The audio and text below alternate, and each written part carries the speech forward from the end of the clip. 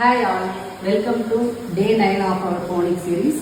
So balanced method நம்ம phonics teach பண்ண போறோம்னு சொல்லியிருந்தேன். அதாவது எந்த வேர்ட்ஸ்லாம் டீகோட் பண்ண முடியுதோ அந்த வேர்ட்ஸ் சவுண்ட்ஸோட ரிலேட் பண்ணி படிக்க முடியுதோ அதை phonics மெத்தட்லையும், அந்த மாதிரி சவுண்ட்ஸ் கூட ரிலேட் பண்ணி படிக்க முடியாத irregular வேர்ட்ஸை வந்து whole word மெத்தட்லையும், ஸோ ரெண்டுத்தையும் கம்பைன் பண்ணி ஒரு பேலன்ஸ்டு மெத்தட் தான் நம்ம phonics டீச் பண்ண போறோம்.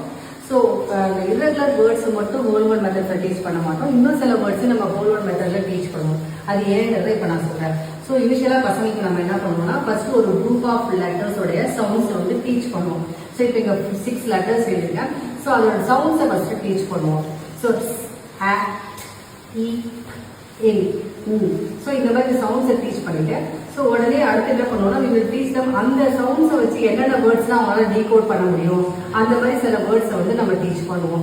அப்போதான் அவங்களுக்கு ஒரு கான்ஃபிடென்ட் வரும். ஸோ நம்ம படித்த சவுண்ட்ஸ் வச்சு நாமளே வேர்ட்ஸ் ரீட் பண்ண முடியுதுங்கிற கான்ஃபிடென்ட் அவங்களுக்கு வரும்.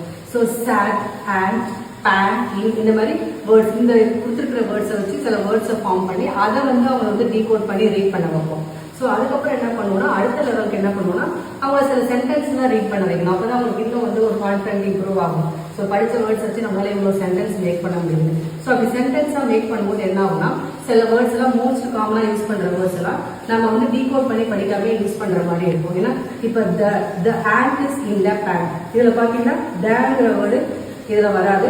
அதேமாரி இங்கே திரும்ப தேவை இந்த வேர்டு வந்து இதில் வராது. அது வந்து நார்மலாக தான் வந்து அதெல்லாம் வந்து மோஸ்ட் காமன் வேர்டு. ஸோ அதில் வந்து நம்ம என்னன்னு சொல்லுவோம்னா ஹை ஃப்ரீக்வன்சி வேர்ட்ஸ்ன்னு சொல்லுவோம். ஸோ இந்த மாதிரி வேர்ட்ஸ் எல்லாம் நம்ம பேனலாக கூட வந்து சைட் வேர்ட்ஸாக நம்ம டீச் பண்ணிடுவோம். அதே மாதிரி he sat on the pan, he on the, இதெல்லாம் பார்த்தீங்கன்னா இந்த வேர்ட்ஸ் வந்து நம்ம யூஸ் பண்ணி படிக்க முடியாது. he ரெண்டு சவுண்டுமே இதில் இல்லை, ஆன் ஆவோட சவுண்டிங் இல்லை. ஸோ ஆனால் என்ன பண்ணுறோம், முன்னாடியே நம்ம வந்து நம்மளை படிக்க வச்சிடறோம். அப்போ வந்து நம்ம வந்து டீகோட் பண்ணி படிக்க வைக்க மாட்டோம். ஜஸ்ட் எப்படி irregular வேர்ட்ஸை சைட் வேர்ட்ஸாக ரீட் பண்ணுறாங்களோ ஹோல் வேர்ட் மெத்தட் அதே மாதிரி அதை படிக்க வைப்போம். ஸோ இந்த வேர்ட்ஸ் நம்ம high frequency word on the இதெல்லாம் வந்து பார்த்தீங்கன்னா ஹை ஃப்ரீக்வன்சி வேர்ட்ஸ். ஸோ இந்த மாதிரி வேர்ட்ஸையும் வந்து பேரலாக கூட டீச் பண்ணுவோம். அப்போ தான் அவங்க வந்து சென்டென்ஸாக ஃபார்ம் பண்ணி படிக்கும்போது அவங்களால இந்த சென்டென்ஸை ப்ராப்பராக ரீட் பண்ண முடியும்.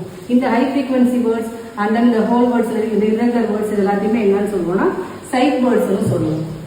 ஓகே, ஸோ அப்போ சில வேர்ட்ஸை வந்து நம்ம ஹோல் வேர்ட் மெத்தடில் தான் ரீட் பண்ணி ஆகும்.